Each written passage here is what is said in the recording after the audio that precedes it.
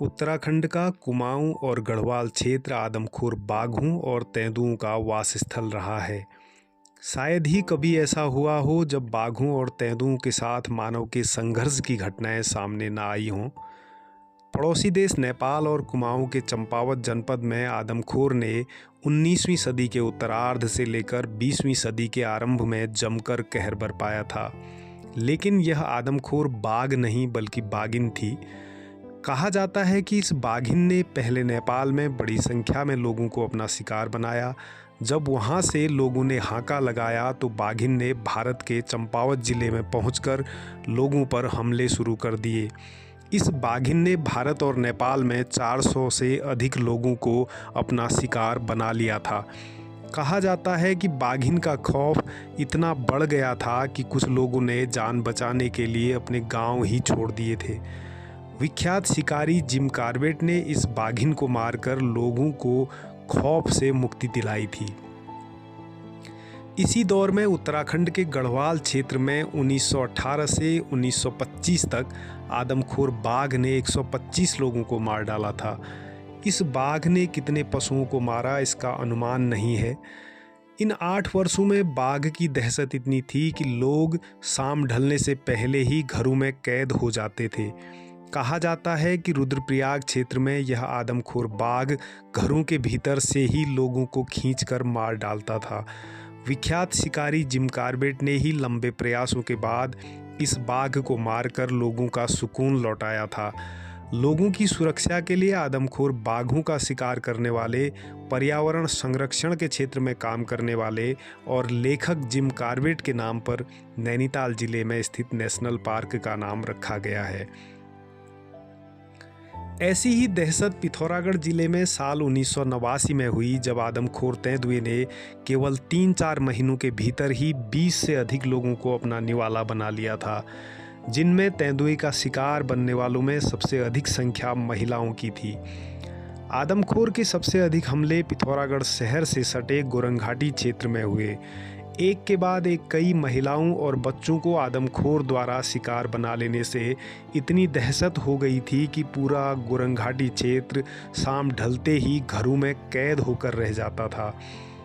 कहा जाता है कि उस साल तेंदुए की दहशत अस्कोट के कूटा गांव से हुई थी।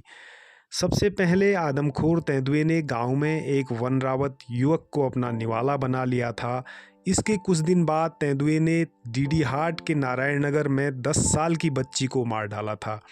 इन घटनाओं के बाद किसी व्यक्ति ने तेंदुए को भगाने के लिए हाका लगाने की सलाह दी, तो तेंदुए के खौफ के कारण जब लोगों ने हाका लगाना शुरू किया तो यहाँ से तेंदुआ भागकर पिथौरागढ़ के चंडाक मोस्टामानो क्षेत्र में पहुँच गया। इसके बाद इस क्षेत्र में आदमखोर तेंदुए ने ऐसा कहर बरपाया कि 3-4 महीनों में ही 8 से अधिक महिलाओं और बच्चों को मार डाला। इससे पूरा क्षेत्र दहशत से भर गया था। महिलाओं को पशुओं के लिए जंगल से चारा लाने, चूल्हा जलाने के लिए सूखी लकड़ी की व्यवस्था करने के लिए घर से बाहर निकलना ही पड़ता था। ऐसे में उनका जीवन सबसे अधिक असुरक्षित हो गया था।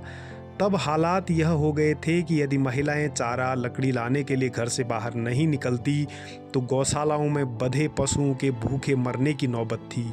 यदि खेतों या जंगलों में जाती तो घर लौटने की कोई गारंटी नहीं थी। साहस दिखाकर वनों या खेतों में जाने वाली महिलाएं आदमखोर का शिकार बन रही थी। हालातों को देखते हुए वन विभाग भी सतर्क हुआ और भय का पर्याय बन चुके तेंदुए को ढेर करने के लिए जाने माने शिकारी ठाकुर दत्त जोशी को यहाँ भेजा गया। शिकारियों की गश्त से आदमखोर चौकन्ना हुआ तो लोगों को कुछ राहत सी महसूस हुई। इस बीच तेंदुआ मवेशियों को अपना शिकार बनाता रहा। शिकारियों की सक्रियता के बीच छाना, रतवाली, चंडाक सहित आसपास के सभी गांवों में लोग सतर्कता तो बरत रहे थे, लेकिन 10 मार्च 1989 को घास काटने गई छाना गांव की 2 महिलाओं में से एक महिला को तेंदुए ने अपना शिकार बना लिया। उसके साथ गई दूसरी महिला किसी तरह जान बचाकर घर पहुंची। शिकारियों के आने के बाद जल्दी आदमखोर से मुक्ति की उम्मीद कर रहे लोगों का भय और अधिक बढ़ गया। आदमखोर अब तक 20 लोगों को अपना शिकार बना चुका था। वन कर्मियों और जाने माने शिकारी ठाकुर दत्त जोशी के साथ ही चंडाग निवासी शिकारी इकबाल अहमद भी आदमखोर तेंदुए को ढेर करने के लिए कमर कसे हुए थे। कहा जाता है कि गढ़वाल के आदमखोर की तरह ही यह तेंदुआ भी बेहद चालाक था, जिसे मार पाना शिकारियों के लिए आसान नहीं हो रहा था। चंडाग से लेकर रतवाली तक घने जंगल और झाड़ियां आदमखोर के छुपने के लिए मुफीद साबित हो रही थी। यह तेंदुआ अपने शिकार के साथ ही शिकारियों की हर गतिविधि पर नज़र रख रहा था। जैसे ही शिकारी कोई प्लान बनाते, इससे पहले ही आदमखोर का मूवमेंट बदल जाता था। लेकिन खौफ का खात्मा करने का संकल्प ले चुके शिकारियों के साथ आदमखोर की चालबाजी अब अधिक चलने वाली नहीं थी। दहशत भरी लुकाछिपी के बीच आखिरकार वह दिन भी आया जब इस आदमखोर तेंदुए से हजारों लोगों को निजात मिलने वाली थी। उस दिन तेंदुए ने एक गाय को मार डाला था। जैसे ही ग्रामीणों ने इसकी सूचना शिकारियों को दी तो उन्होंने प्रण कर लिया कि आज आदमखोर को जीवित लौटने नहीं दिया जाएगा। शिकारी आड़ लेकर ऐसी जगह पर घंटों तक डटे रहे जहां से तेंदुए के हमले में मरी गाय नजर आ रही थी। शाम के समय जब वह अपने शिकार को खाने आया तो ठाकुर दत्त जोशी की गोली का निशाना बन ही गया। इस तरह से कई महीनों से घाटी में खौफ का पर्याय बने आदमखोर का अंत हो गया। वह दिन वाकई चंडाग से लेकर गोरंघाटी क्षेत्र के लोगों के लिए राहत भरा दिन था। जिस तरह से जिम कॉर्बेट ने रुद्रप्रयाग और चंपावत क्षेत्र के लोगों को आदमखोर बाघों से मुक्ति दिलाई थी, ठीक उसी तरह से ठाकुर दत्त जोशी ने भी देवदूत बनकर पिथौरागढ़ के लोगों को आदमखोर तेंदुए के आतंक से निजात दिलाई थी। हालांकि आज भी उत्तराखंड के तराई में बाघों तो पहाड़ के गांवों में तेंदुओं के हमले जारी हैं। कहीं न कहीं से तेंदुए द्वारा आंगन में खेल रहे किसी मासूम बच्चे को उठा ले जाने या फिर घास काटने जंगल गई महिला को मार डालने की घटनाएं लगातार हो रही हैं। पिथौरागढ़ जिले के गंगोलीहाट विकासखंड क्षेत्र में ही 5 साल में तेंदुओं ने 5 मासूम बच्चों को मार डाला। इतने ही लोग तेंदुओं के हमलों में घायल भी हुए। इनमें 2 मामले ऐसे थे जब तेंदुआ मां की पीठ से बच्चे को जबड़ों में उठाकर ले गया था।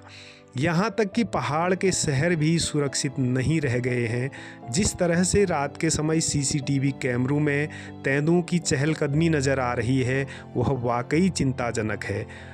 मानव वन्यजीव संघर्ष को कम करने के लिए सरकार और वन विभाग स्तर पर तमाम प्रयास हो रहे हैं, लेकिन सदियों से चला आ रहा मानव वन्यजीव संघर्ष कब समाप्त होगा, कहा नहीं जा सकता है।